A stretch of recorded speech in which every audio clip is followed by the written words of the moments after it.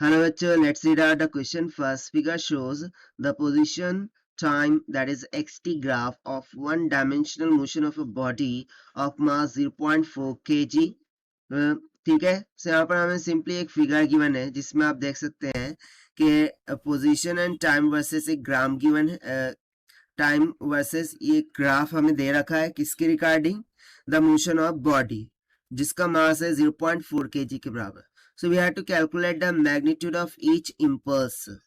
सो हमें यहाँ पर इम्पल्स का मैग्नीट्यूड क्या आएगा वो कैलकुलेट करना है. तो चलिए स्टार्ट करते हैं हम सोल्यूशन से. But before of its let's talk about the key concept which we are going to use here for this question.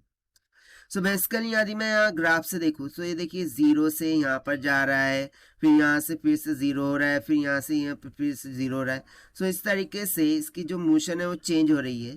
तो और इसी कारण से एक इम्पल्सिव फोर्स लग जाता है जिसे हम बोल देते हैं इम्पल्स. सो यहाँ से जो इम्पल्स का फॉर्मूला होता है this is nothing but is equals to the change in momentum के इक्वल होता है. ठीक है, तो इसी कॉन्सेप्ट का हम यहाँ पर यूज करेंगे. तो सबसे पहले सो यदि मैं बात करूं कि चेंज इन मोमेंटम की, तो चेंज इन मोमेंटम क्या होगा the change in m into delta we. ठीक है, ये किसके बराबर हो जाएगा m इंटू डेल्टा वी के बराबर हो जाएगा क्योंकि m तो कांस्टेंट है. देखिए मोमेंटम क्या होता है mass into velocity. Mass constant है, मैं उसको बाहर काट लिया. सो ये क्या हो गया delta we.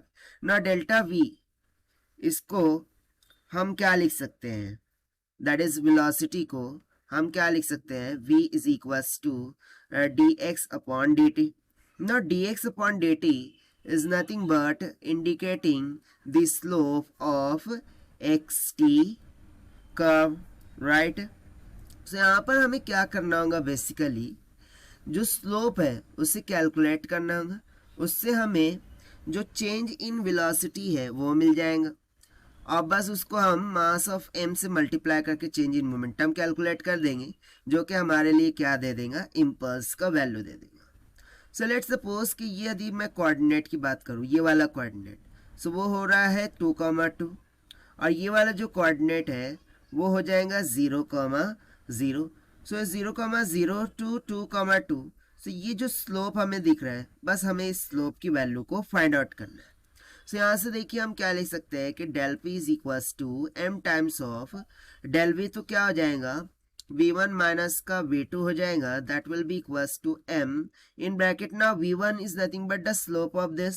So slope calculate करेंगे. सो देखिए y2 minus y1 that is 2 minus 0 divided by x2 minus x1 that is 2 minus का 0. ये तो हो गया v1 के लिए. ना v2 के लिए क्या होगा सो ये हो जाएगा 0 माइनस का 2 डिवाइडेड बाय 2 2 ज़ा 4.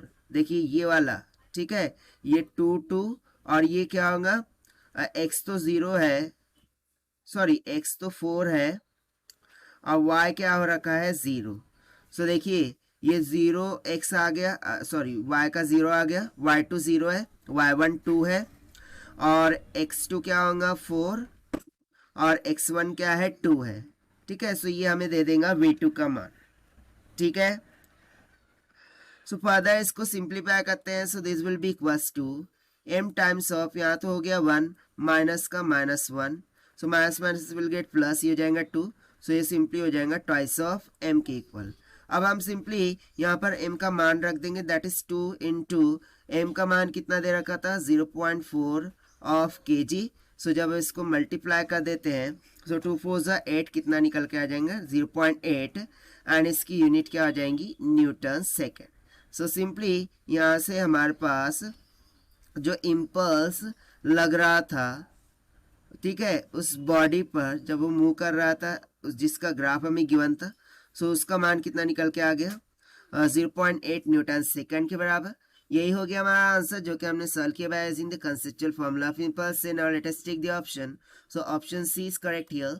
सो this is the required solution. I hope you understood well. Best of luck. Thank you.